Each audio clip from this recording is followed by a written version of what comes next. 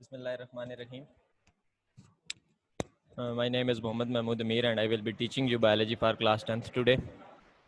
In the previous lecture, we have studied that bad effects of smoking, ठीक है, which was the last topic of our chapter number 1. जैसा कि आप जानते हैं पिछले लेक्चर में जब मैंने आपको बैड इफेक्ट्स ऑफ स्मोकिंग पढ़ाया वो हमारे इस चैप्टर का जो था वो लास्ट टॉपिक था. उसके बाद हमारा ये चैप्टर जो है वो कंप्लीट हो गया था. ठीक है, तो आज का जो लेक्चर है उसमें बेसिकली हम इस चैप्टर की एक्सरसाइज को थोड़ा सा टच देंगे. एक्सरसाइज के अंदर जितने क्वेश्चंस हैं वो हम ऑलरेडी पढ़ चुके हैं. ठीक है, उनको हम ऑलरेडी देख चुके हैं. उसमें कोई नया क्वेश्चन इंट्रोड्यूस नहीं हुआ. ठीक है, तो उसका जल्दी जल्दी एक ओवरव्यू लेंगे और उस ओवरव्यू के बाद इंशाल्लाह हम आज का जो नेक्स्ट टॉपिक है जो आज हमारा मेजर टॉपिक होगा दैट इज होम्योस्टेसिस, उसको डिस्कस करेंगे. ठीक है, तो let's move on to the topic. आपकी एक्सरसाइज बेसिकली दो पोर्शंस में डिवाइड है. The first is understanding the concept and the second is the short questions. ठीक है, तो अंडरस्टैंडिंग द कॉन्सेप्ट से मुराद ये है कि बेसिक आइडियाज जो हैं वो इस चैप्टर में क्या क्या थे, इस चैप्टर के बेसिक आइडियाज क्या क्या थे और इस चैप्टर में जो मेजर बात की जा रही थी वो किन चीज़ों पर बात की जा रही थी और उससे हमें क्या क्या नॉलेज मिली. तो देखें, in the first question he says that how do the different parts of the plant body exchange gases with the environment. तो ये हमारा फर्स्ट लेक्चर था, गैशियस एक्सचेंज इन प्लांट्स. तो गैशियस एक्सचेंज इन प्लांट्स में हमने पढ़ा था कि प्लांट्स के अंदर जो यंग लीव्स होते हैं या जो ग्रीन स्टेम होता है या जो ग्रीन लीव्स हैं उनके पास स्टोमेटा होता है. ठीक है, तो स्टोमेटा गैशियस एक्सचेंज को पॉसिबल बनाता है. तो ये हमारे पास प्लांट का एक पोर्शन यानी लीव्स का गैशियस एक्सचेंज कहाँ से पॉसिबल था? लीव्स का गैशियस एक्सचेंज पॉसिबल था स्टोमेटा के थ्रू. ठीक है, उसके बाद हार्ड और वुडी स्टेम की बात की थी. तो हार्ड और वुडी स्टेम में हमने पढ़ा था कि उसके अंदर आपके पास स्पेशल पोर्स होते हैं जिसको लेंटिसल कहा जाता है. लेंटिसल के थ्रू हमारे पास गैशियस एक्सचेंज होता था. किस जगह पर? हार्ड एंड वुडी स्टेम्स में. और आफ्टर दैट हमने पढ़ा था कि एक्वेटिक प्लांट्स जो हैं उनकी सरफेस के ऊपर जो वाटर के अंदर जो गैस प्रेजेंट होती है वो स्टोमेटा के जरिए एक्सचेंज होती रहती है एक्वेटिक प्लांट्स के साथ. ठीक है, और इसके अलावा जब हमने यंग रूट्स और यंग स्टेम्स की बात की थी हमने पढ़ा था कि वो बहुत ज़्यादा थिन होते हैं. तो एटमॉस्फेरिक एयर जो है उनकी सरफेस से ही क्या हो जाती है, एक्सचेंज को पॉसिबल बना लेती है. ठीक है, एटमॉस्फेरिक एयर जो है वो वहाँ से सरफेस ही से उनको कार्बन डाइऑक्साइड जो है उनसे उनको प्रोवाइड कर देती है for their nourishment and growth, और ऑक्सीजन जो है उनसे ले लेती है. ठीक है, दूसरा क्वेश्चन है हमारे पास, write down the steps of inhalation and exhalation. ये हमारे पास जब हमने एयर पैसेज वे और लंग्स पढ़ा था ना, air passage way and lungs, उसके फौरन बाद हमारे पास था इनहेलेशन और एक्सहेलेशन. ठीक है, ये हमने डिटेल से पढ़ा था. मैंने आपको विद डायग्राम क्लियर किया था कि जब हम इनहेल करते हैं तो क्या होता है, इनहेल करने से हमारा जो डायाफ्राम है इसकी डोम शेप लोअर हो जाती है, नीचे की तरफ मूव करती है. ठीक है, चेस्ट या रिब केज जो है वो हमारा राइज करता है, बाहर की तरफ आता है. ठीक है, rib cage extends out and the dome shaped of the diaphragm has been lowered, which increases the internal capacity of the lungs and hence the air rushes into the lungs to meet out the pressure. ताकि हमारा जो बाहर से environmental air है वो फौरन से क्या करती है, हमारे लंग्स की तरफ मूव करती है. और लंग्स की तरफ मूव करने से क्या होता है जी, जो एक इंटरनल प्रेशर में कमी हुई होती है as compare to the external pressure, वो क्या की जाती है, बराबर की जाती है. ठीक है, the state the signs and symptoms causes and treat sorry acceleration रह गया. एक्सेलेशन में इसके क्या था, ओपोजिट होता है. एक्सेलेशन में इसके ओपोजिट होता है. इसके ओपोजिट मींस हमारी जो डोम शेप्ड थी वो दोबारा क्या करेगी, कंप्लीट हो जाएगी, राइज करेगी और चेस्ट कैविटी जो है वो क्या हो जाएगी, दोबारा लोअर हो जाएगी. जो इंटरनल ऑर्गन्स के ऊपर क्या करती है, प्रेशर डालती है. तो जब यानी इंटरनल ऑर्गन्स से मुराद लंग्स के ऊपर प्रेशर आएगा. तो जब लंग्स के ऊपर प्रेशर इंक्रीज हो जाएगा तो the air which is present inside the lung is forcefully expelled out of the lungs. ठीक है, ताकि हमारे पास जितनी भी बॉडी के अंदर कार्बन डाइऑक्साइड एक्स्ट्रा प्रोड्यूस हुई थी it may be easily remove, ताकि उसको आसानी से वहां से क्या किया जा सके, निकाला जा सके. ठीक हो गया. अब देखते हैं जी next question, state the signs and symptoms causes and treatments of bronchitis, emphysema and pneumonia. अब ये मैंने आपको टॉपिक्स डिटेल में पढ़ाए हैं. ये हमारे रेस्पिरेटरी डिसऑर्डर्स में, ठीक है, रेस्पिरेटरी डिसऑर्डर्स में bronchitis, emphysema and pneumonia have been discussed in detail. ये आपको इसके साइंस भी बताए थे मैंने, सिम्टम्स भी बताए थे, कॉजेज एंड ट्रीटमेंट्स सारी की सारी डिटेल से डिस्कस की गई थी. तो इसमें आपने एम्फीसीमा की हेडिंग, ब्रोंकाइटिस की हेडिंग और निमोनिया की हेडिंग जो है वो कंप्लीटली याद करनी है. ठीक है. कहते हैं how does the tobacco smoke damages the respiratory system. तो ये बैड इफेक्ट्स ऑफ स्मोकिंग, ये जो हमारा प्रीवियस टॉपिक था इससे, उसमें मेंशन किया गया सारा. ठीक है. एक में रिस्पिरेटरी सिस्टम था, ठीक है, जिसमें वो बता रहा था कि आपको ब्रोंकाइटिस वगैरह हो सकता है, सारा कुछ हो सकता है, लंग कैंसर हो सकता है, या लंग कैंसर ना भी हो तो इसके अलावा और बहुत सी बीमारियां हो सकती हैं ये. ठीक है. और फिर जब हमारे पास अब नेक्स्ट जब हम मूव करते हैं शॉर्ट क्वेश्चंस पर, तो शॉर्ट क्वेश्चंस में पहला क्वेश्चन है differentiate between breathing and cellular respiration. Differentiate between breathing and cellular respiration, ये हमारे पास first topic on the very first page लिखा हुआ है. क्या कि breathing is not synonymous with cellular respiration. Breathing is the only mechanical process, physical or mechanical process, while the cellular respiration is mechanical as well as biochemical process.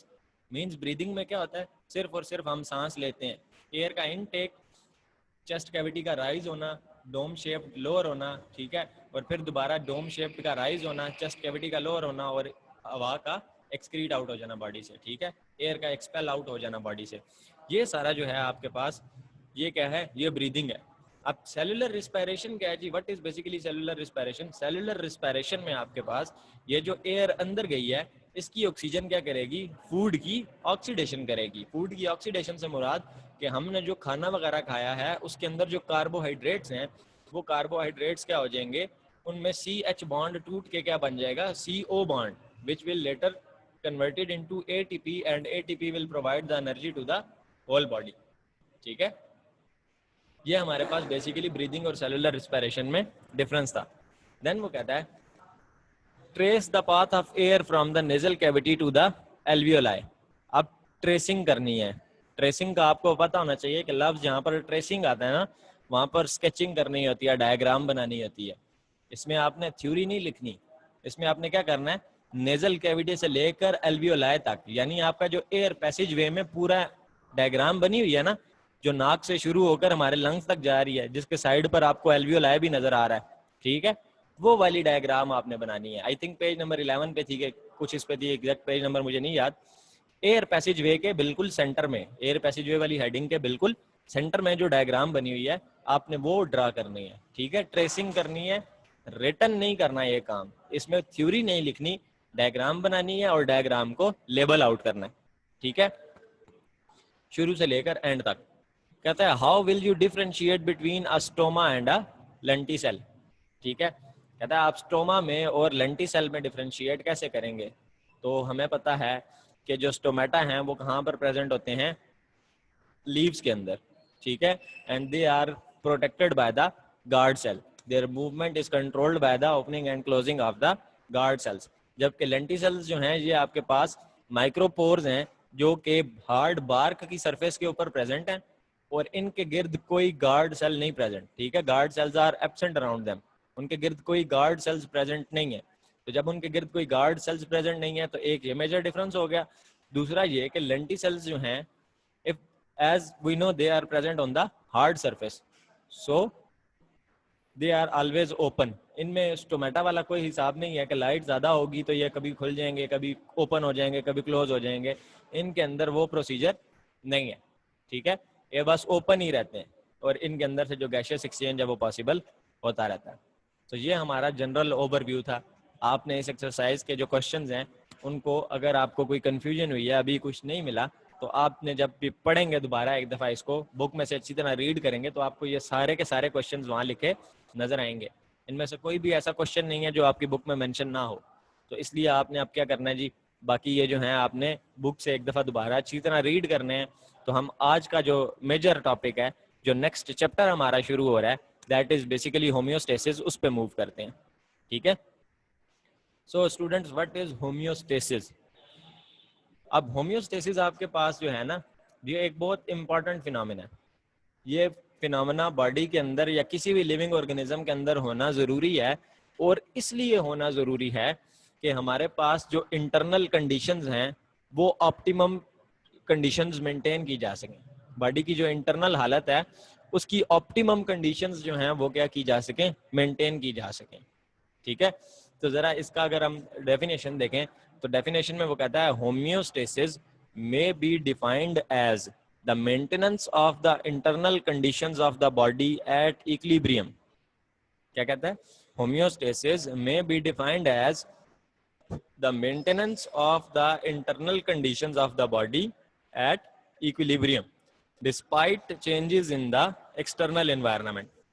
तो इसका मतलब क्या है, इसका मतलब ये है कि होम्योस्टेसिस को जब भी डिफाइन करना है तो इससे मुराद ये ली जाएगी, it is the maintenance of internal conditions. Maintenance of internal conditions means body का ऑक्सीजन लेवल, बॉडी का टेम्परेचर, ठीक है, बॉडी का वाटर कंटेंट, ये सारी चीजें। हमारी बॉडी के अंदर सेल्स हैं, सेल्स के अंदर वाटर है, वो वाटर कंटेंट हमने मेंटेन करना है। ठीक है, बॉडी का टेम्परेचर हमने मेंटेन करना है। ठीक है, बॉडी के अंदर पीएच वगैरह, ब्लड की पीएच को मेंटेन करने के लिए ये सारी चीजें हमने नोटिस करनी है, इसको मेंटेन करना है despite changes in the external environment, चाहे बाहर की एनवायरनमेंट में चेंजेस आती रहें। मिसाल के तौर पर जैसे हमारी बॉडी का टेम्परेचर कितना है, 37 डिग्री सेंटीग्रेड। हमारी बॉडी का ऑप्टिमम टेम्परेचर क्या है, 37 degree centigrade. Now during summer हमारा जो एक्सटर्नल एनवायरनमेंट है उसका temperature sometimes rises to 45, 46 and even in some hotter areas it even gets close to 50 degree और समटाइम्स इवन अबव। अब क्या हो रहा है कि हमारे पास बॉडी का टेम्परेचर 37 है, लेकिन एक्सटर्नल एनवायरनमेंट का टेम्परेचर कितना है, एक्सटर्नल एनवायरनमेंट का टेम्परेचर बच्चों आपके पास हो जाता है 50 डिग्री सेंटीग्रेड तक। अब तो अगर हमारी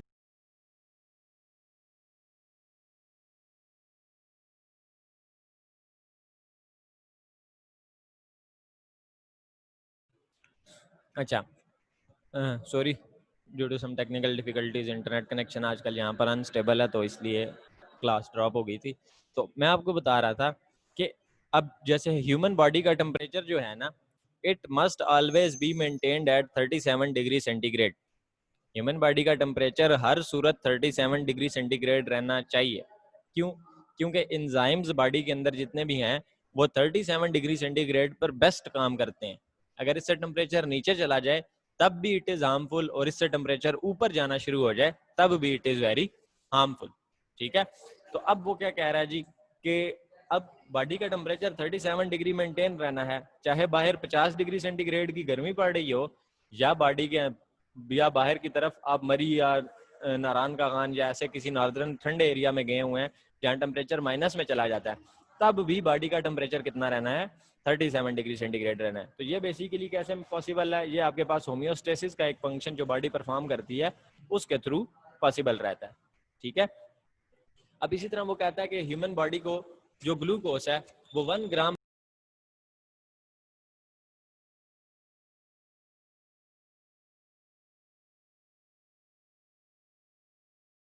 अच्छा बॉडी टेम्परेचर की बात हो गई कि बॉडी का टेम्परेचर कितना मेंटेन रहना है, 37 डिग्री सेंटीग्रेड, चाहे बाहर बहुत ज़्यादा शदीद गर्मी पड़ रही है। ठीक है, either it is extremely hot and it is 50 degree centigrade और above in the external environment, or you are living in a very cold environment in which the temperature is below freezing point, that is it is below 0 degree centigrade, for example -1, -2, -3 degree centigrade.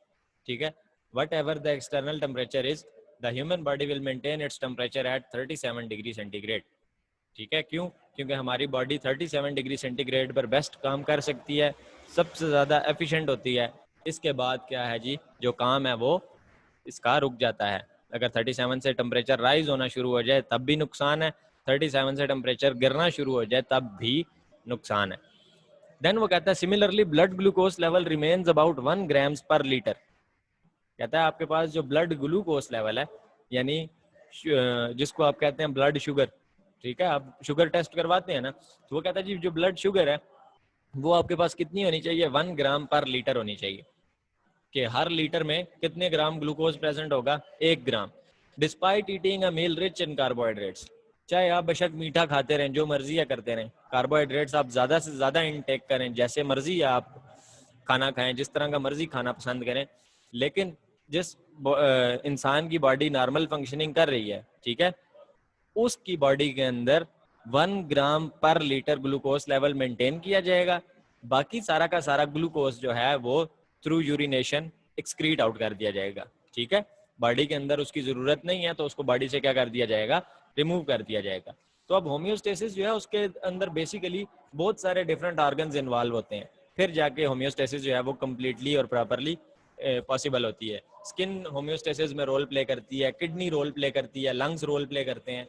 तो इनका individual role play जो है वो हम आगे next topics में देखेंगे कि किडनी कैसे होम्योस्टेसिस में हमारी हेल्प करती है, ठीक है, लंग्स वगैरह कैसे हेल्प आउट करते हैं, स्किन कैसे हेल्प आउट करती है। तो इसलिए अभी ये चीज़ पे परेशान होने की ज़रूरत नहीं है कि सर 37 डिग्री सेंटीग्रेड आप क्या ही जा रहे हैं कि मेंटेन हो रहा है, तो मेंटेन कैसे होगा। मेंटेन होने का प्रोसीजर हम आगे डिटेल से पढ़ेंगे। वाटर लेवल बॉडी के अंदर मेंटेन करना है, उसको मेंटेन करने का प्रोसीजर आगे हम डिटेल से पढ़ेंगे। ठीक है, अभी सिर्फ आपको एक जनरल ओवरव्यू देना है कि होम्योस्टेसिस बेसिकली होती क्या है, कि ह्यूमन बॉडी के लिए जो ऑप्टिमम कंडीशंस सेलेक्ट कर दी गई हैं उनके अंदर कभी भी चेंजेस नहीं आएंगी। ठीक है, अगर उनके अंदर चेंजेस आना शुरू हो जाती हैं, it means that you are sick and you need to take medicine और you have to operate, you must be operated in order to maintain those internal conditions at equilibrium. ठीक है, नेक्स्ट है जी हमारे पास जो मेजर टर्मिनोलॉजी होम्योस्टेसिस में वो है हमारे पास osmo regulation. The word osmo means water and regulation means to regulate, एक किनारे से दूसरे किनारे तक पहुंचाना और एक लेवल को मेंटेन रखना, this is known as regulation. ठीक है, रेगुलेट करते हैं ना, रेगुलेट का क्या मतलब है कि आपके पास वो कंटिन्यूसली मूव कर रहा है through out the body, water जो है वो मूव कर रहा है, ऐसे नहीं है कि एक जगह पर आकर स्टोर हो गया बस। ठीक है, वो स्टोरिंग कैपेसिटी सिर्फ और सिर्फ ऊंट के पास है। ऊंट की जो कोहान होती है दैट कैन स्टोर वाटर। ठीक है, अब वो वाटर जब स्टोर हो जाता है तो by utilizing that water the camel can survive in the desert even in a very hot and sunny day. उसको पानी पीने की जरूरत नहीं पड़ती, उसकी जो बॉडी है वो उस इंटरनली जो स्टोर्ड वाटर है उससे अपने आप को क्या करती रहती है, रिफ्रेश करती रहती है, जो रिक्वायरमेंट होती है वो पूरी करती रहती है। ठीक है, तो अब basically what is osmo regulation, it is the maintenance of the amounts of water and salts in body fluids. ठीक है, that is blood tissue and tissue fluids. अब इस लाइन को जरा समझें, कहता है maintenance of amounts of water, के पानी की जो क्वांटिटी है उसको मेंटेन करना है। मेंटेन मींस एक स्पेसिफिक लेवल तक रखना है। जैसे क्लास में जो बच्चा फर्स्ट आ रहा होता है ना, उसको टीचर कहता है कि आप अपनी पोजीशन क्या करो, मेंटेन करो। मेंटेन करो मींस आप ही ने फर्स्ट आना है, और बाकियों को क्या कहा जाता है कि आप इससे compete करो, कि आप इसको बीट करने की कोशिश करो। ठीक है, तो इसी तरह वाटर लेवल क्या है, वाटर लेवल की एक स्पेसिफिक क्वांटिटी है। से फॉर एग्जांपल आपकी बॉडी को जिस तरह हमारी अर्थ है ना उसमें 70% वाटर है, तो इस तरह हमारे सेल और उसके कंपोनेंट्स में भी मेजोरिटी जो होती है वो वाटर की होती है। 70% और समथिंग अबव जो है वो वाटर लेवल मेंटेन किया जाता है। तो कह रहा है कि उस वाटर लेवल की अमाउंट को मेंटेन करना है एंड सॉल्ट्स। अब सिर्फ और सिर्फ पानी नहीं चाहिए। जब इंसान को बहुत ज्यादा स्वेटिंग होती है तो स्वेटिंग से हमारे कपड़ों पर व्हाइट कलर के दाग बनते हैं ना, ठीक है, वो व्हाइट कलर के जो दाग होते हैं वो बेसिकली इसीलिए बनते हैं कि बॉडी के अंदर साल्ट्स होते हैं, साल्ट्स होते हैं, इलेक्ट्रोलाइट्स होती हैं, ठीक है, जो बॉडी के फंक्शंस परफॉर्म करने के लिए रिक्वायर्ड हैं, जो बॉडी के फंक्शंस परफॉर्म करने के लिए ज़रूरी हैं। तो उस वाटर और साल्ट के लेवल को क्या करना है, मेंटेन रखना है। अगर साल्ट लेवल बढ़ेगा तब भी नुकसान है, वाटर लेवल बढ़ेगा तब भी नुकसान है। तो हमने क्या करना है कि ब्लड और टिश्यू के अंदर, ठीक है, ब्लड और टिश्यू फ्लूइड्स में जितना वाटर लेवल मेंटेन होना चाहिए उतना मेंटेन रखना, और जितने साल्ट कंटेंट होना चाहिए उतना साल्ट कंटेंट रखना। It is known as osmoregulation. ठीक है, देन वो कहता है we know that the relative amounts of water and salts in body fluids and inside cells controlled by the processes of diffusion and osmosis which are essential for the functioning of cells। ठीक है, क्या कह रहा है जी कि अब हमें पता है क्या कि relative amounts of water and salts in the body fluids and inside the cells is controlled by the processes of diffusion and osmosis।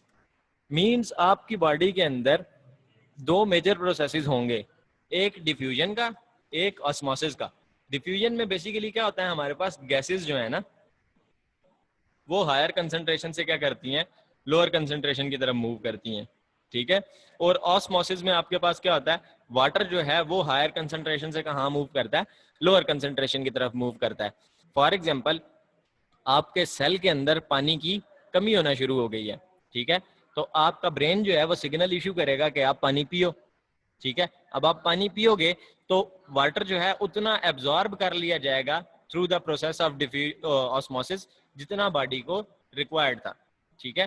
जितना सेल को रिक्वायर्ड था उतना पानी एब्जॉर्ब कर लिया गया, बाकी किडनी ने फिल्टर आउट करके यूरिन की फॉर्म में एक्सक्रीट कर दिया, ठीक है।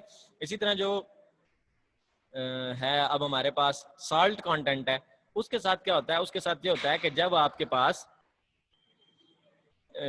वाटर लेवल ड्रॉप होना शुरू होता है तो साल्ट कंटेंट बढ़ जाता है, क्योंकि वाटर जो है ना, अगर आपने पानी के अंदर नमक हल किया है और उसके बाद पानी को इवेपोरेट कर दें तो साल्ट पीछे बच जाएगा, साल्ट जो है वो इवेपोरेट नहीं होता। तो अगर वाटर की कमी होना शुरू हो गई है तो सेल के अंदर साल्ट क्वांटिटी क्या होगी, खुद ब खुद बढ़ना शुरू हो जाएगी। तो उसको मेंटेन करने के लिए क्या किया जाएगा, एक्सटर्नल एनवायरनमेंट से पानी को एब्जॉर्ब किया जाएगा ताकि जो एक लेवल है उसको मेंटेन किया जा सके, ठीक है। अब ऑस्मो रेगुलेशन के बाद है जी हमारे पास थर्मो रेगुलेशन।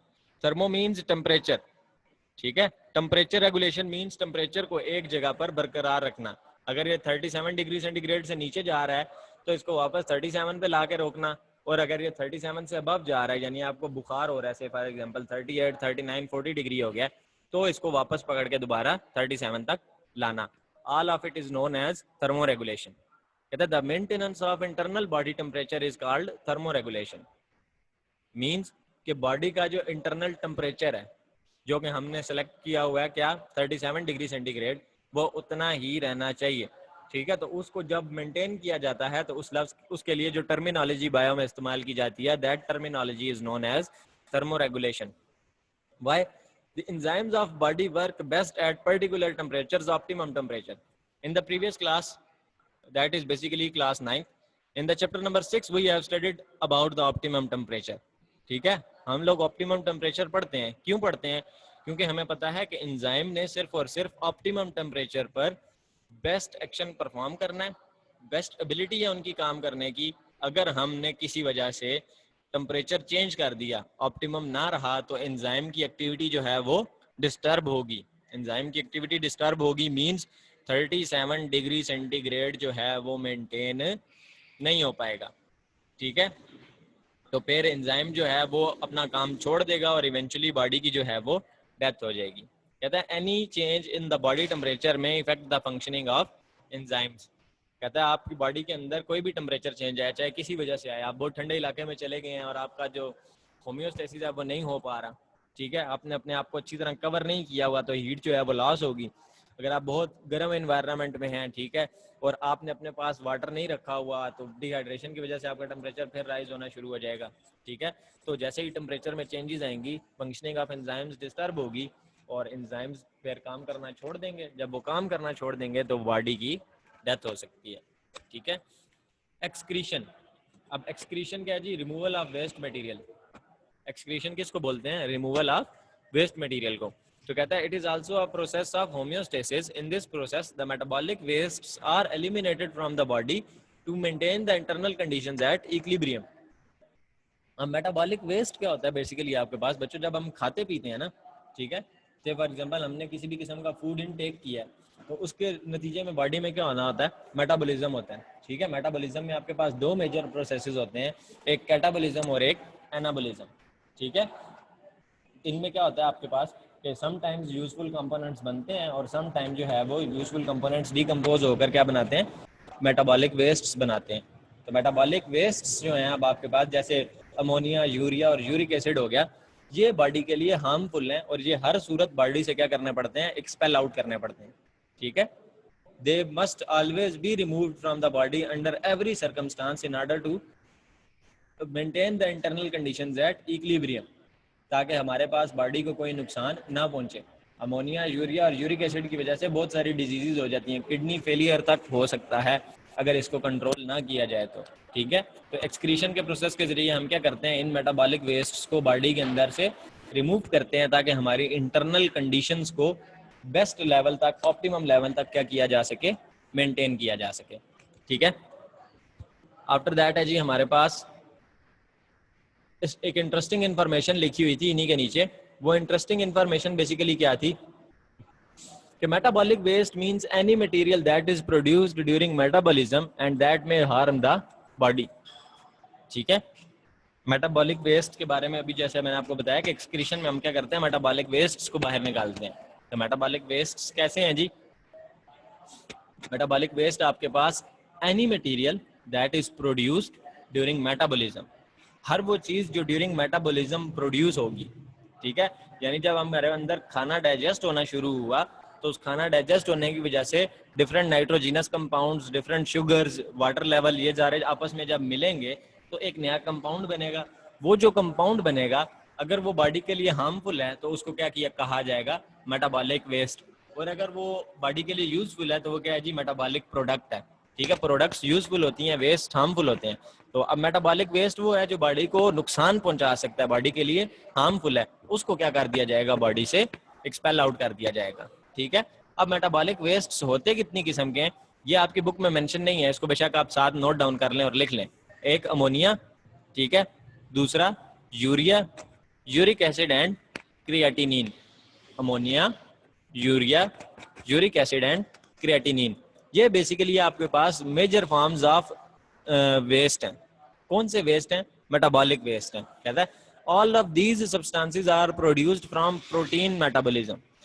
ठीक है, जब बॉडी के अंदर प्रोटीन डाइजेस्ट होती है ना और बॉडी को एनर्जी मिलती है तो एनर्जी के साथ साथ ये साथ थोड़े से क्या हैं, वेस्ट प्रोड्यूस होते हैं। तो ये जो वेस्ट हैं हमारे पास, ये वेस्ट क्या करते हैं जी, ये बॉडी को नुकसान पहुंचाते हैं। तो इनको क्या कहा गया, क्या नाम दिया गया है, मेटाबॉलिक वेस्ट का। कहता है in animals the urine is the main route of excretion for such waste and in some the faeces is. ठीक है, तो कह रहा है कुछ ऑर्गेनिजम्स में ये यूरिन के थ्रू बॉडी से पास हो जाते हैं और कुछ में सॉलिड मैस यानी फीसिस के थ्रू ये क्या किए जाते हैं, पास ऑन किए जाते हैं बॉडी से। ठीक है, तो स्टूडेंट्स ये था आज का हमारा टॉपिक। अब अगर आपको इस टॉपिक में कुछ क्लियर नहीं है तो you can ask any question and I will give you the answer of these questions. जी बच्चों,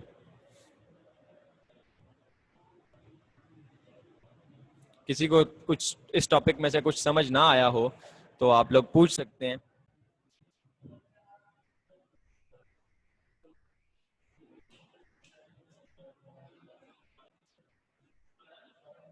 ठीक है जी, if you have any question you can ask.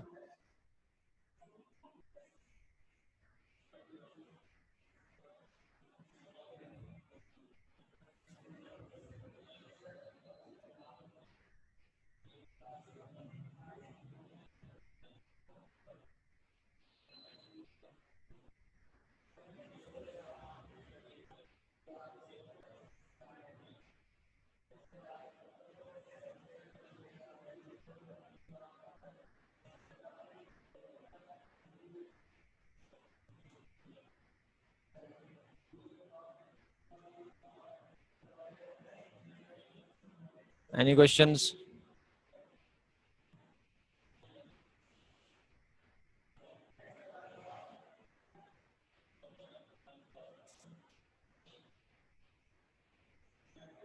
चलें जी, और किसी बच्चे का कोई क्वेश्चन हो? भाई ये सामने नहीं आ रहा।